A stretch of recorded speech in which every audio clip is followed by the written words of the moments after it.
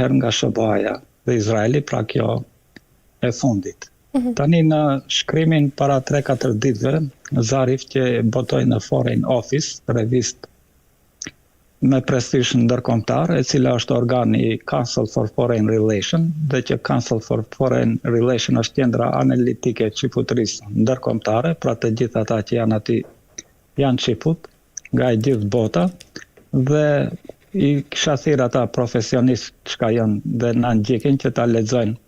atë artikull të Zarifit, dhe i cili thotë që Irani duhet të shpall fitore, pra këtë çka është duke e bërë, dhe që të bëj marrëveshje me SBA. Në marrëveshje me SBA, Irani do të lejoj që kompanitë amerikane të hynë në tregun e naftës së Iranit, dhe kjo është qëllimi i tyre, pra bëhet fjalë për një politikan të korruptuar, i cili ka qenë dhe ambasador në OKB i Iranit, dhe për mendimin tim duhet të jetë pjesë e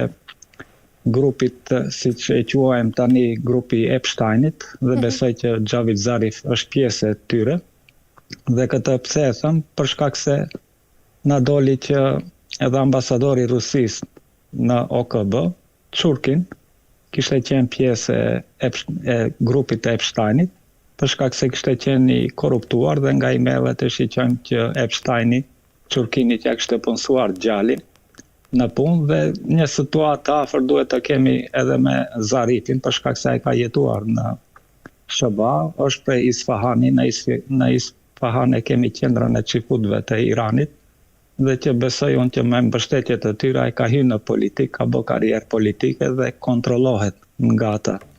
Tani unë e kam pak edhe vështirë të lexoj njerëzit të cilët vadi prapa vijnë se janë tradhtat, dhe më dhem luksi kur i lexoj shkrimet e tyre apo idetë e tyre, po edhe arrita që të qeshi duke i lexuar atë artikull që ai thonte që ne kërkojmë garancion nga SBA-ja që anijet e Iranit do të mund ta shfrytëzojnë ngushticën e Hormuzit. Pra kjo është, mund ta shiqojnë ata që na ndjekin, pra ai kërkon garancion nga SBA-ja që anijet e Iranit ta shfrytëzojnë ngushticën e Hormuzit. Dhe kjo, pra në një situatë kur garda revolucionare e ka marrë në posedim dhe në sovranitet ngushticën e Hormuzit, ai kuptohet që e tradhton gardën revolucionare dhe gjithë ata të ardhura që ka do thynë në ekonominë iraniane, për shkak se taksohet një barel naft në $1, dhe çdo anije që do të kalon aty me naft do të paktën duhet të paguaj $1 milion taksa për të kaluar aty. Pra kështu e kuptoj unë, dhe pra shpallja e fitores është pjesë e planit të Zarifit, i cili don prej fillimit të kësaj lufte, pasi që e panë që ju dështoj plani për grushteti, mirë po e shiqojmë që të paktën 50 general të gardës revolucionare janë vrarë, dhe para 2 ditëve kishim vrasjen e shefit të inteligjencës së gardës revolucionare, pa besoj unë që shumica, mos them të gjitha, shumica e atyre generalëve të gardës revolucionare janë vrarë nga tradhtia e qeverisë iraniane, dhe qëllimi i tyre është që të kenë një afrim me politikën amerikane, dhe gjithë Irani të bëhet pjesë e sferës perëndimore. Tani kur flasin ato për garancione që nuk do të sulmohet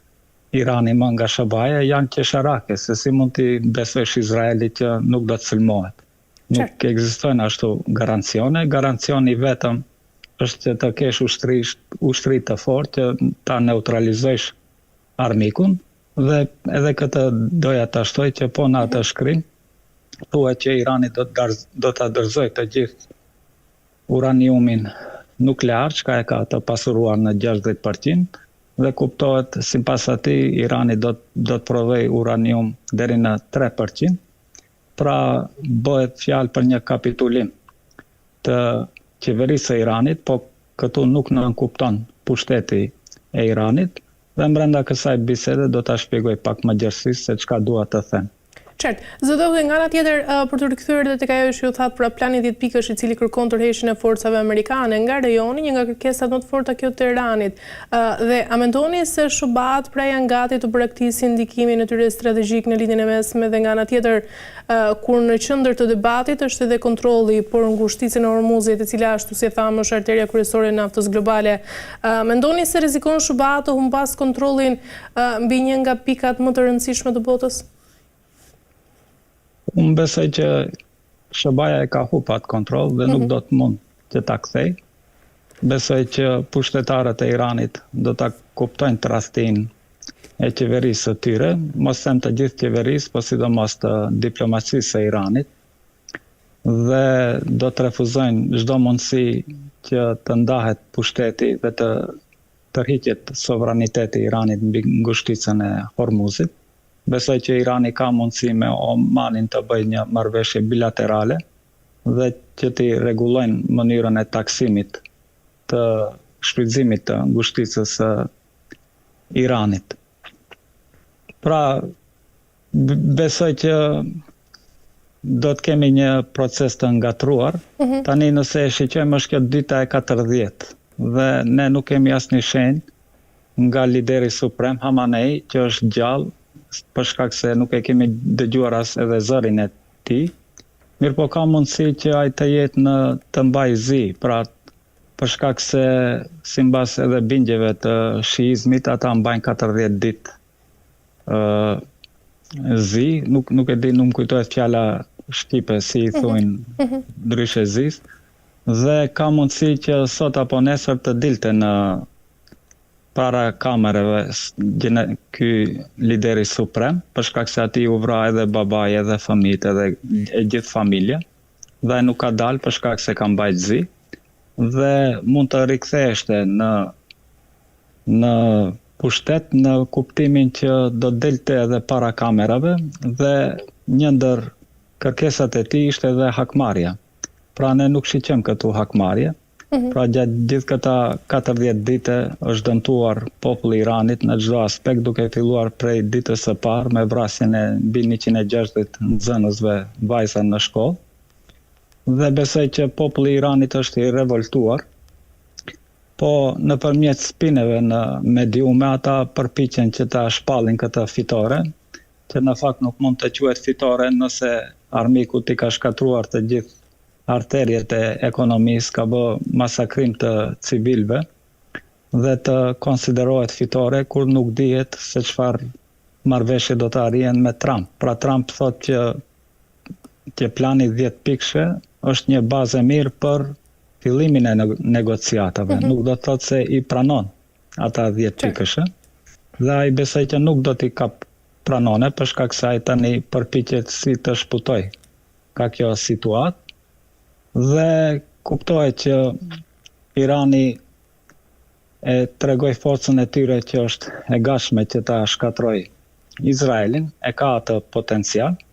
Tani ata kërkojnë që të ndalet lufta edhe në Liban, për shkak se kemi luftime të ashpra në Libanin një kohë. Mirë po është e detyruar ushtria izraelite që të tërhiqet për shkak se kemi pra të vrarë ushtar shumë Izraelit, të kapur rob po ashtu, të paktën 160 tanke të ushtrisë izraelite veç janë shkatruar dhe ata nuk kanë potencial që të mbeten në Libanin jugor dhe janë të detyruar që të tërhiqen. Mirë po kjo situatë e luftës i ndihmonte Hezbollahun për shkak se Izraeli nuk ishte gjithë i përqendruar në Liban për shkak se duhej edhe të mbrohen nga raketat e Iranit. Tani kjo ka mundësi që të jetë edhe një tradhti kundër Hezbollahut, ashtu sikur mund të jetë një tradhti kundër Huthive dhe kundër Hamasit po ashtu në Gaza, për shkak se Gaza asnjë përmendet në këtë marrëveshje, Palestina asnjë përmendet. Po ashtu në atë marrëveshje nuk përmendet edhe Libani. Dhe i kemi deklaratat e fundit të kryeministrit të Izraelit, i cili thotë që kjo nuk ndikon në luftën kundër Libanit. Dhe nëse luftimet ndërpriten dhe ushtria izraelite vazhdon që të sulmojë Libanin,